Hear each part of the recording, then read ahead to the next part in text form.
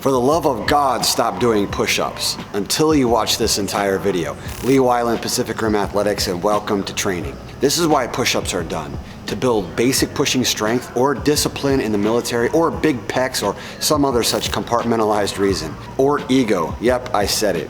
There's even a funny clip in The Office where Ryan jumps down on the floor and starts doing push-ups to try to impress Kelly Kapoor. Now, are push-ups bad? No. Should you stop entirely? Maybe. And in this video, I'll explain why you should consider moving push-ups to the archive on the hard drive and what you can try instead. Plus, how to get your first one if you don't have it already, and how to go way beyond them, and even several examples from our Powerbatics training. And this applies to kids, teens, and adults up to their 70s and beyond, who me and my team of Doctorate physical therapists and elite coaches help with everything from weight loss to injury recovery to advanced hand balancing, free running, circ, tumbling, just to name a few.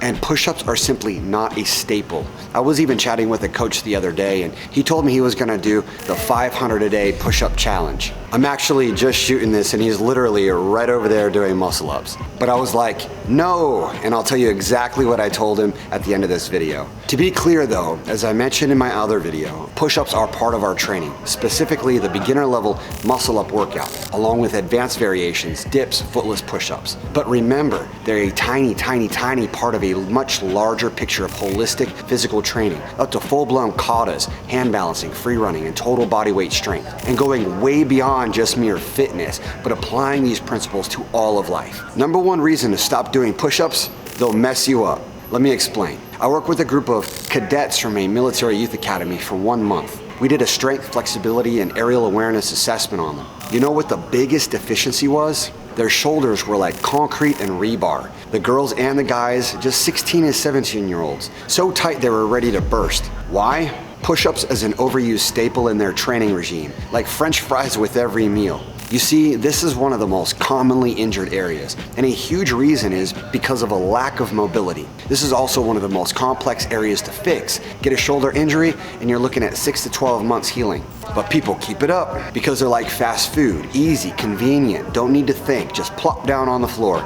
Give me 50. They're used for discipline, for personal training, for just about all sports conditioning, and for ego. Keep doing that and you're gonna give yourself tennis elbow and your shoulders are gonna be so tight that one day they're really gonna pop. In a jiu-jitsu match, lifting a piece of furniture funky, or even playing frisbee golf. You know how many people we've had consults with that have torn their shoulder, rotator cuff, origin of bicep tendon, torn pec at the distal end, etc., etc., etc., from lack of flexibility and lack of range of motion. And on a deeper level, a lack of balance. And the principle of balance should be applied to all of life, the yin and the yang. Even God says he despises unjust weights and measures. And that's not just for money, but balance for all areas of life, including these inane 1,000 push-up challenges and all that foolishness. Now, what if you can't do a push-up? Don't talk such nonsense. I'll tell you exactly how to get push-ups in 2 shakes of a lamb's tail and far less time than any other video you'll find online that drags this out into a 6+ minute monologue. 5 sets of box push-ups maxing out each time, screaming at yourself to give more than you think you have. To 20 though, no more. Do that for 4 weeks. Come back and tell me what happened. Once you hit 20 on your first set, bump up to 5 sets of knee push-ups. Same thing, just scream at yourself to hit 20 on your first set.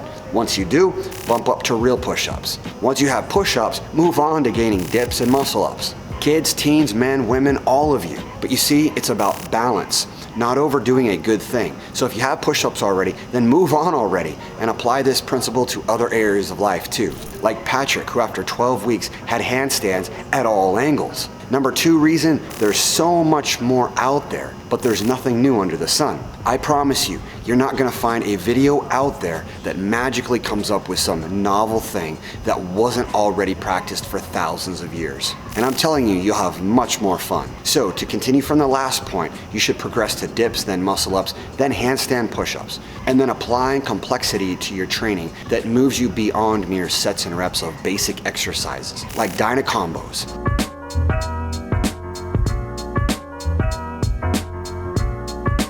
And katas.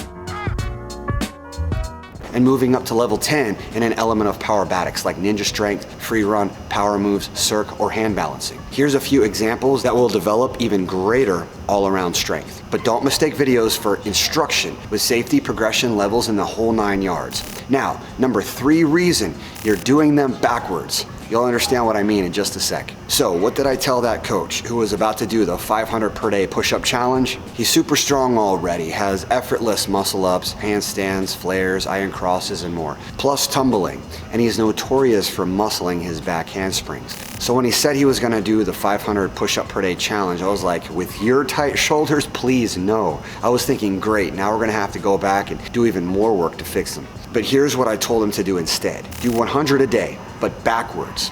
I told him his shoulders will actually get bigger and stronger, and they'll open up the range of motion even more for other skills like tumbling. His eyes lit up like, oh yeah, it makes better sense. And that's something easy you can try.